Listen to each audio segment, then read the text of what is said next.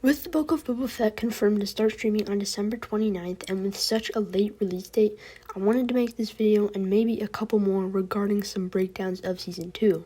So at the end of the finale of Season 2, we were revealed that Bib Fortuna is still alive.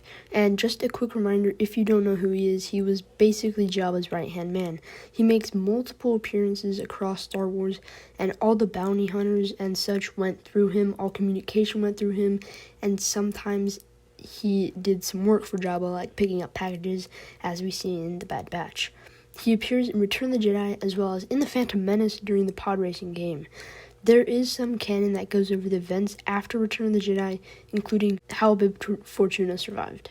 In 1996, a novel by Shane Bell named Tales from Jabba's Palace goes across how Bib Fortuna survived and his many struggles to take back the throne of Jabba's palace, and it is a pretty wacky story.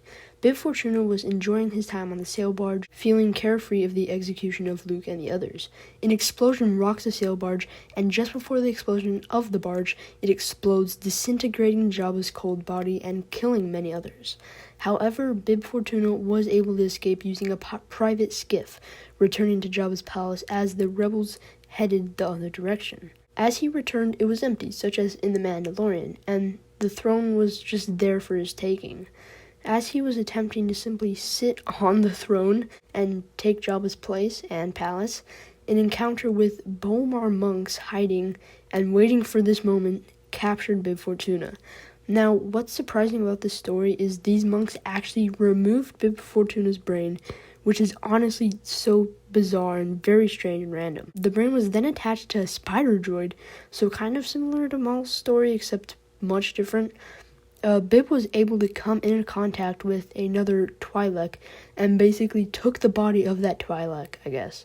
And in this canon, at least for the rest of his story, I'm not sure if Bib Fortuna retook Jabba's throne after possessing this new body, which sounds really weird for Star Wars, especially like George's canon.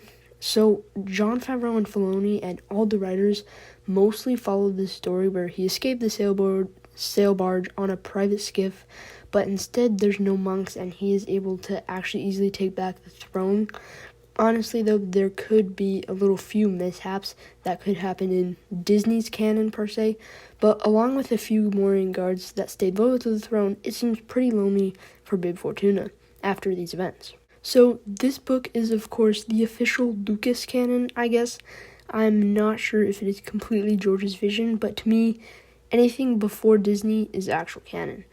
I mean, maybe the weird, cringy Ewok things, but, I mean, although I do enjoy the fact that he just took the throne in Filoni's story, and again, that could not have happened. There could be many other mishaps, but he did not take the body of another Twi'lek, and his brain wasn't removed, so that's what happened. I would love to maybe see another book refurnished for what actually happened in Disney's canon, and I do prefer this one, where Bib just survives and takes the throne, and rather than the overcomplicated story.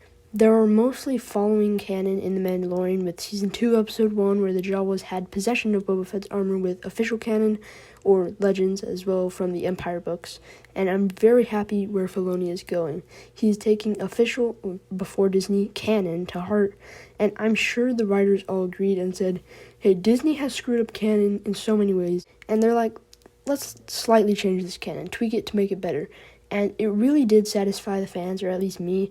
I'm fine with them changing this canon, but in some of the recent comics where they literally took Empire Strikes Back, one of the best Star Wars movies, and gave him a yellow lightsaber, and his fake non-canon Disney canon yellow lightsaber.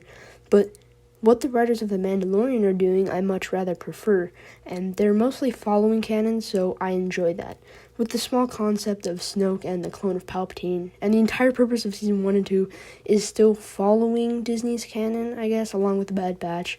But I have to admit, I kind of like that concept, but it is a big issue. I agree that Vader could, if this canon was real, I agree that Vader could have straight up just told Luke of Exegol, instead of Luke having to, in Rise of Skywalker, they literally said Luke spent his entire life searching for Exegol when Vader could have just told him when he was dying, and it's it's Disney canon, so that's a huge issue for me. I just wanted to talk about that. I personally enjoy where Filoni is going, and I'm sure a lot of you guys are too, with the Book of Boba Fett, not Disney canon. And may the Force be with you.